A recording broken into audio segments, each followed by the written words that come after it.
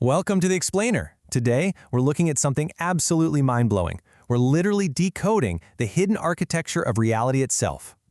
We're going to explore this universal biophysics framework that governs everything from the firing neurons in your brain to grand sweeping cosmic events. Let's unpack this hidden blueprint through the lens of history's greatest minds and a cutting-edge modern framework.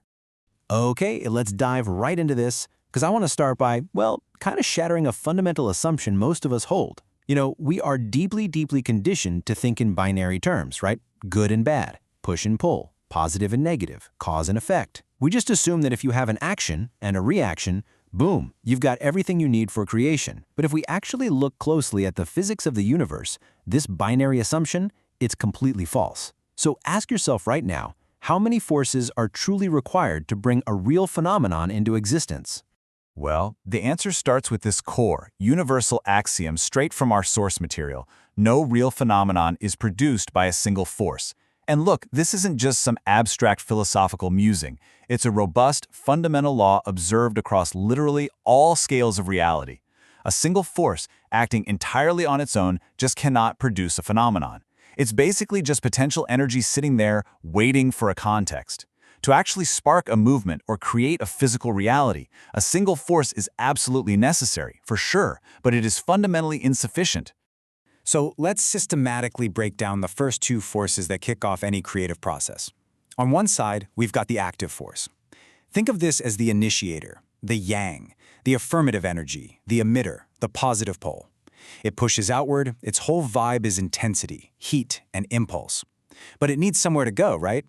And that brings us to the other side, the passive force, the yin, the receptor, the substrate. We actually make this mistake all the time where we view the passive force as an adversary, like it's a negative obstacle. But in reality, it's a vital condenser. It's the necessary matrix that actually receives and contains that active force. Without the depth and, frankly, the resistance of this passive force, there's just no circuit at all. Now, what's really interesting about this is how it completely exposes the ultimate flaw in that binary thinking we talked about. Get this, you can have the most powerful active emitter and the absolute most perfect passive receptor, but if you only have those two, they create absolutely nothing. Zero. Without a mediator, an active push and a passive resistance will either completely gridlock and cancel each other out, or that active energy is just going to discharge meaninglessly right into the void.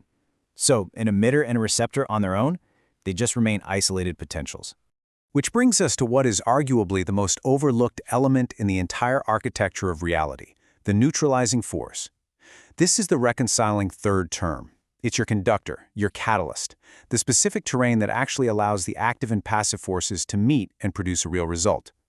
The neutralizing force doesn't create energy itself.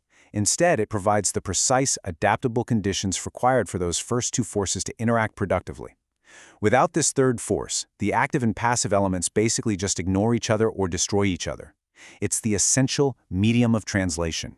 And just to ground these kind of esoteric concepts, let's look at how this rule of three pops up literally everywhere in hard science. In electricity, a positive current and a negative resistance do absolutely nothing without a conductor. In chemistry, an active reactant and a passive substrate, they just sit there inertly until you introduce a catalyst or a reaction medium.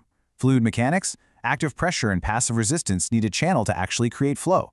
And even in our own biology, an active neuronal emitter and a passive receptor rely completely on the neutralizing synapse and neurotransmitters to pass the signal. This triad is everywhere. It's universal. Section 1. Nikola Tesla and the Electrical Framework of Creation.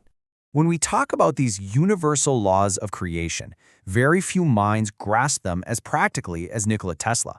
I mean, he mapped the architecture of the universe right through the lens of electrical engineering. For Tesla, creation was never, ever about just waiting around for some random flash of inspiration to strike. He saw the creative process as something that could be systematically engineered. He understood that creating a new invention or a concept or a reality was exactly like building an electrical circuit. You have to align the active forces, account for the passive resistances, and deliberately construct those neutralizing conductors. He actually documented this deliberate step-by-step architecture meticulously in his own memoirs. And this brilliantly illustrates the sheer depth of his methodology, the number 9. Tesla mapped this universal law of three into a meticulous 9-step operational framework for a complete creative circuit, 3 forces moving through 9 precise stages.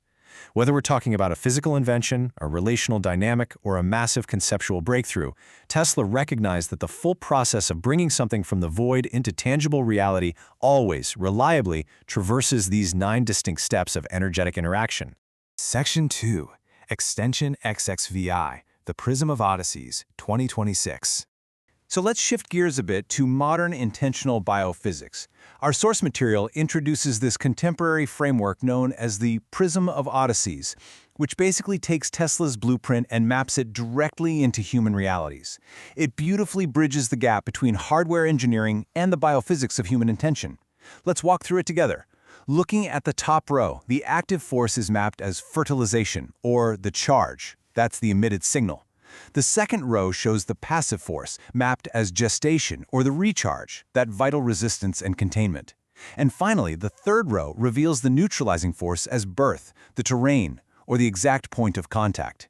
It just perfectly illustrates how creation is this deeply biological and energetic process of charging, storing, and then finally finding the right terrain to manifest a completely new reality. So the crucial point here is summarized perfectly in this quote from the text. Tesla was not trying to conquer resistance. He was looking for the conductor that would allow the active force and the resistance to meet and produce light. Honestly, this is a massive paradigm shift. The goal of creation, and the ultimate goal of the Prism framework, is never to destroy or suppress the resistance of the real world. No way.